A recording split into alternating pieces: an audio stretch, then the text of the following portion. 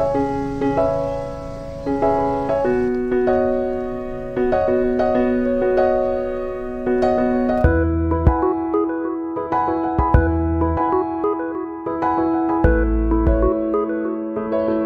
दोस्तों, मेरा नाम है अमित और मैं स्वागत करता हूं आपका आपके अपने ऑटोमोबाइल चैनल ऑटोमोटिव इंडिया पर। दोस्तों, आज हम बात करने वाले हैं ऐसी 5 रीजंस के, ऐसे 5 वजह के जिसके कारण बलिनो जो है प्रीमियम हैचबैक सेगमेंट में सबसे ज़्यादा बिकती है। इनफैक्ट बलिनो ही नहीं, मारुति की जो गाड़ियाँ इस सेगमेंट में या इससे नीचे सेगमेंट में बिकती हैं, उसके जो प्राइमरी 5 रीजंस हैं वो क्या हो सकते हैं, और ये 5 रीजन इस पे तो अप्लाई होते ही हैं बलिनो पे। तो सबसे पहले शुरू करते हैं इस वीडियो को फीचर डिस्ट्रीब्यूशन के साथ। तो आपको पता ही होगा कि बलिनो जो है 4 वेरिएंट्स में आती है। स्टार्ट होती है सिग्मा से, फिर डेल्टा, फिर जेटा, और सबसे टॉप मॉडल जो आता है वो आता है अल्फा। तो सिग्मा से डेल्टा के बीच में जो प्राइस डिफरेंस है, या डेल्टा से जेटा के बीच जो प्राइस डिफरेंस है, ये तीनों ही जो प्राइस डिफरेंसेस हैं हर सेगमेंट के बीच में, ये जो अपनी जो कॉस्ट है उसको जस्टिफाई करते हैं। फॉर एग्जांपल, अगर हम देखते हैं बलिनो डेल्टा को, तो बलिनो डेल्टा जो पड़ती है वो पड़ती है आपको करीब 7.5 लाख रुपए की ऑन रोड यूपी में, उत्तर प्रदेश में। और अगर आप लेते हो बलिनो जेटा, तो ये आपको पड़ती है करीब 8 लाख रुपए की। अब इन 8 लाख रुपए में आपको मारुति क्या क्या दे देती है, जैसे कि आपको एलॉय व्हील्स मिल जाते हैं, या फिर आपको टच स्क्रीन मिल जाता है, बटन मिल जाता है, पुश स्टार्ट बटन मिल जाता है, एमआईडी में एलईडी डिस्प्ले आ जाता है ना। ऐसे बहुत सारे फीचर्स आपको जेटा में मिल जाते हैं 50,000 रुपये दे करके, जो अपनी कॉस्ट को जस्टिफाई करते हैं। तो एक जो फीचर डिस्ट्रीब्यूशन है, जो वेरिएंट डिस्ट्रीब्यूशन जो मारुति ने किए हुए हैं, वो काफ़ी अच्छे किए हुए हैं। अगर इसी की जगह हम एग्जाम्पल लेते हैं टाटा एल्ट्रोज का, तो एल्ट्रोज में 11 तो वेरिएंट्स आते हैं। अगर हम उनके रिदम पैक्स को मिला ले, तो जैसे कि एक्सी रिदम, एक्सी स्टाइल, इस तरीके से 11 पैक्स आते हैं, जो बहुत कंफ्यूजन कर देते हैं कहीं ना कहीं गाड़ी खरीदते टाइम।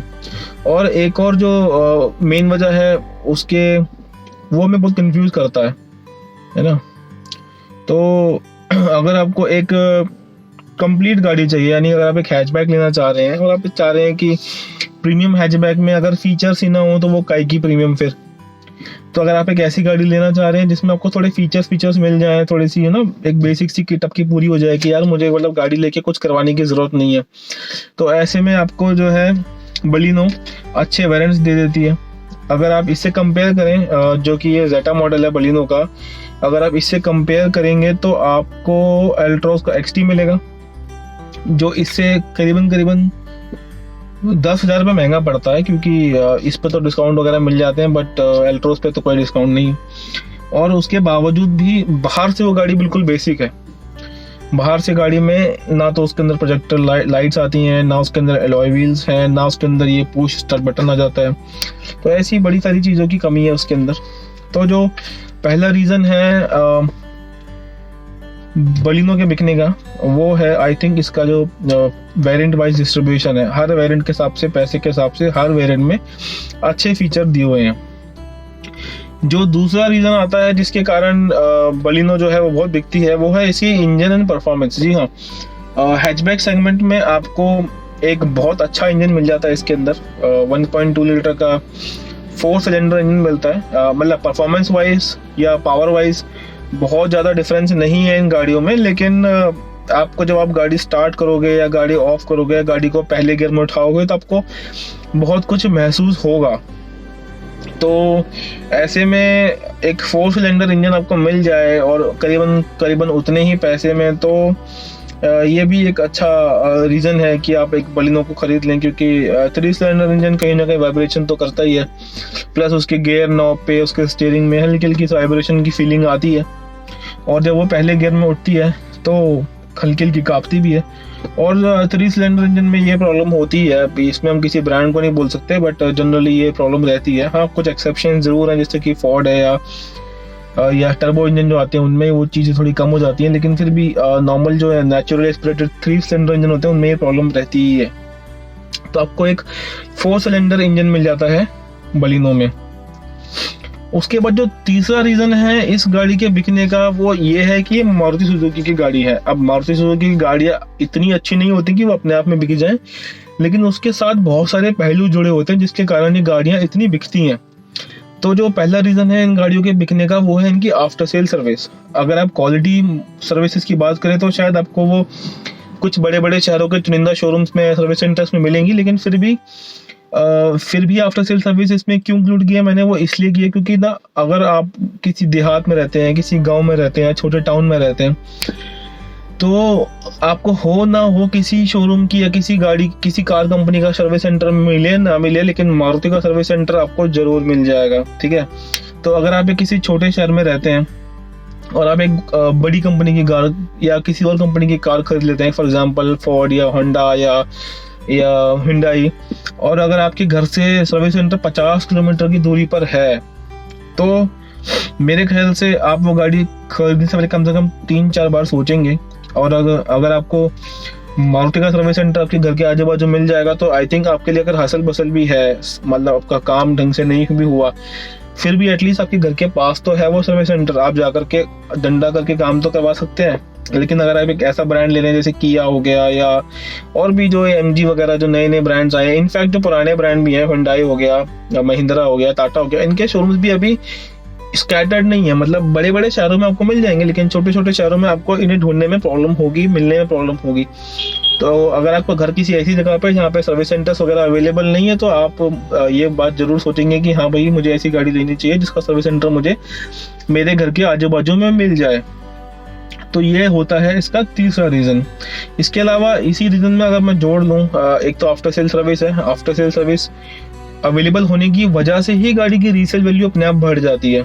मतलब अगर मैं सेकेंड हैंड मार्केट में से बेचने जाऊंगा, तो मैं किसी छोटे शहर में भी इसको आराम से बेच सकता हूँ, क्योंकि वहाँ पर भी मुझे पता है कि सर्विस सेंटर्स वगैरह हैं और ये गाड़ी आराम से बिक जाएगी। और जो खरीदने वाला है वो भी ज़्यादा सोचेगा नहीं, मारुति है देख करके ही खरीद लेगा, और क्योंकि उसे पता है कि सर्विस सेंटर वगैरह मुझे मिल जाने हैं।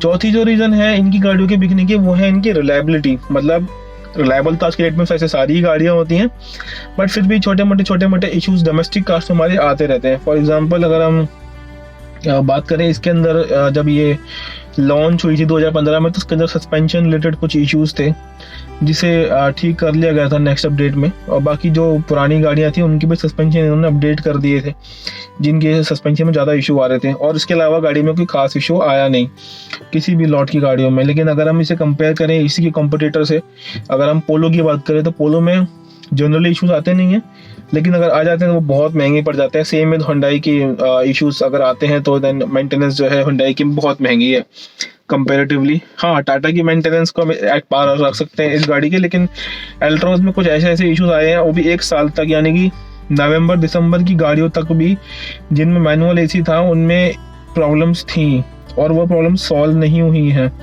कुछ लोगों को ये बोला गया है कि आपकी जो प्रॉब्लम है उसे कुछ हद तक सॉल्व कर दिया, बट फिर भी 10% जो उनके एसी के रिलेटेड इश्यूज थे कि उनके पैरों में हवा आती रहती है, वो सारे इश्यूज अभी तक जो है वो बने हुए हैं। तो रिलायबिलिटी को लेकर के आप मारुति सुजुकी पे क्वेश्चन मार्क नहीं कर पाएंगे, क्योंकि आपको ऐसा मौका वो देते नहीं है। आपको जनरली कोई भी इशू, कोई भी कंसर्न हो, आपकी सुनवाई होती है, भले भीड़ होती है, थोड़ी सी दिक्कत होती है, बट वो काम आपका करके देते हैं, रिजॉल्व करके देते हैं। लेकिन ये नहीं बोलते कि आपको ये चीज़ के साथ मैनेज करना पड़ेगा, और आप अपनी गाड़ी के साथ पैसे 8-10 लाख रुपए अगर कोई मिडिल क्लास बंदा लगा रहा है, तो वो ये तो सोचता है कि एटलीस्ट एक सेटिस्फेक्शन रहे, मेंटली सेटिस्फेक्शन रहे, दिमाग शांत रहे, भाई गाड़ी ली है, कोई आफत तो नहीं ली है।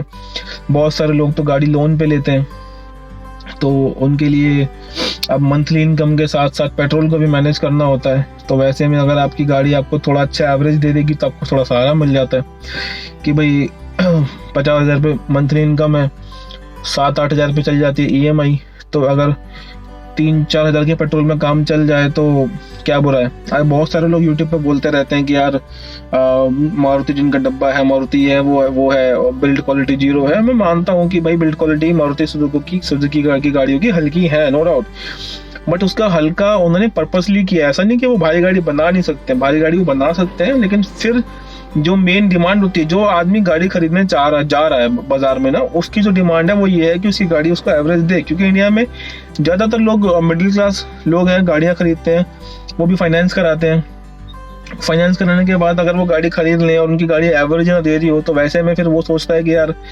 मैं फिर और छोटी गाड़ी लूँ, मैं और छोटी गाड़ी लूँ। तो मार्केट को कंपनी समझती है, इसीलिए वो हल्की गाड़ियाँ निकाल रहे हैं। बट ऐसा भी नहीं कि गाड़ियाँ बिल्कुल ही अनसेफ होती हैं। 3 स्टार जो है एक एवरेज टू गुड सेफ्टी मानी जाती है ग्लोबल एनसीएपी में या यूरो एनसीएपी में भी, जो कि ये गाड़ी लेकर के आई है बलिनो 3 स्टार, तो ये गाड़ी है।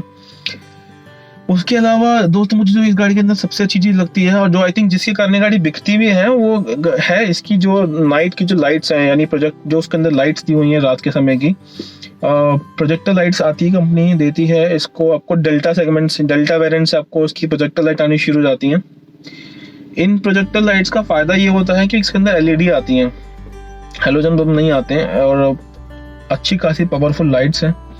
रात में अगर आप गाड़ी चला रहे हो, आपको बड़ा सेटिस्फैक्शन रहती है कि एटलीस्ट लाइट की कोई दिक्कत नहीं है सड़क पर, मैं गाड़ी आराम से चला सकता हूँ। तेज तो खैर नहीं चलानी चाहिए, फिर भी आपको दूर तक की विजिबिलिटी रहती है रात के समय और कोई दिक्कत नहीं होती। अगर अभी हाईवे पे ड्राइव है और आप एक हैचबैक देख रहे हैं, तो आपके लिए आई थिंक ये एक बहुत अच्छा वेरिएंट ऑप्शन बन जाती है। अगर आप इसका जेटा वेरिएंट लेंगे तो आपको प्रोजेक्टर के साथ साथ फॉग लैम्प भी मिल जाएंगे, और जो आपकी नाइट की विजिबिलिटी है वो बहुत ही अच्छी हो जाती है। तो ये जो 5 रीज़न है मुझे लगता है जिसके कारण ये गाड़ी बहुत बिकती है। पहला वेरिएंट जिसके डिस्ट्रीब्यूशन जो है इसके अंदर, जिसके अंदर आपको 4 मॉडल्स मिलते हैं, सिग्मा, डेल्टा, जेटा और अल्फा, और उसके अंदर जो डिस्ट्रीब्यूशन है वो काफ़ी अच्छा है। दूसरा इसकी इंजन परफॉर्मेंस, 4 सिलेंडर इंजन आता है, बहुत अच्छी सर्विस, बहुत अच्छी परफॉर्मेंस देता है। नॉइस वाइब्रेशन 0 बिल्कुल नहीं है, गाड़ी स्टार्ट ऑफ पता ही नहीं चलती है। तीसरा after sale service, resale value, दोनों ही आपस में इंटरलेटेड है। मतलब मैं गाड़ी लेने के बाद अपने आप को शांत दिमाग शांत रख सकता हूँ, भाई मुझे तो कोई टेंशन नहीं है। और मैं ये गाड़ी और मैं एक्चुअली कह सकता हूँ कि मैं गाड़ी 5,000-6,000 किलोमीटर चला चुका हूँ, तो नाउ आई नो दैट। चौथा फैक्टर है रिलायबिलिटी। ये गाड़ी करीब 4 महीने पुरानी हो चुकी है, 5,000 किलोमीटर चल चुकी है, अभी तक से एक भी सिंगल इशू इस गाड़ी के अंदर नहीं आया है। मुझे सर्विस सेंटर पर जाकर के एक भी बार ये नहीं कहना पड़ा कि इस गाड़ी में ये इशू है या ये इशू है या वो इशू है। मैं सिर्फ फर्स्ट सर्विस कराने, सेकंड सर्विस कराने ले गया था, वो सिर्फ चेकअप हुआ था गाड़ी में, इसके अलावा कोई काम मुझे करवाने को था नहीं। तो उन्होंने बस कुछ चीज़ें वो चेंज वेंज की और मुझे दे दी गाड़ी, और कुछ इसमें इशू था नहीं।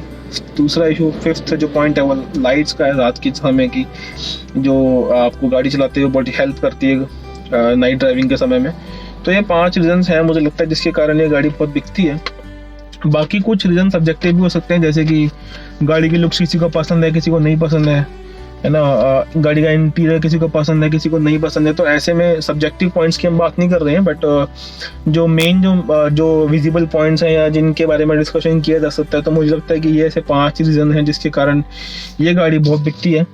अगर आपकी कोई और राय है तो हमें प्लीज़ कमेंट बॉक्स में बताइए। आपको लगता है कि कोई और ऐसे रीजंस हैं जिनके कारण ये गाड़ी बिकती है, वो ही बताइए। ऐसे रीज़न जिनके कारण ये गाड़ी नहीं बिकती है उसके ऊपर मैं एक सेपरेट वीडियो बनाऊंगा, लेकिन फिर भी आपको कमेंट्स बॉक्स में लिख सकते हैं। जैसे कि मैं एक्सपेक्ट कर रहा हूँ कि लोग बिल्ड क्वालिटी को लेकर जरूर कमेंट करेंगे, तो वो एक रीज़न मुझे पता है। इसके अलावा और भी कुछ रीज़न थे जिसके कारण ये नहीं भी बिकती है गाड़ी, तो मैं उनके लिए भी एक वीडियो बनाने वाला हूँ। लेकिन फिलहाल जो 5 रीज़न मुझे लगता है जिनके कारण ये गाड़ी बिकती है वो मैंने इस वीडियो में कवर कर ली हैं। अगर यहाँ तक आपने वीडियो देखी है तो थैंक यू आपका अपना टाइम देने के लिए।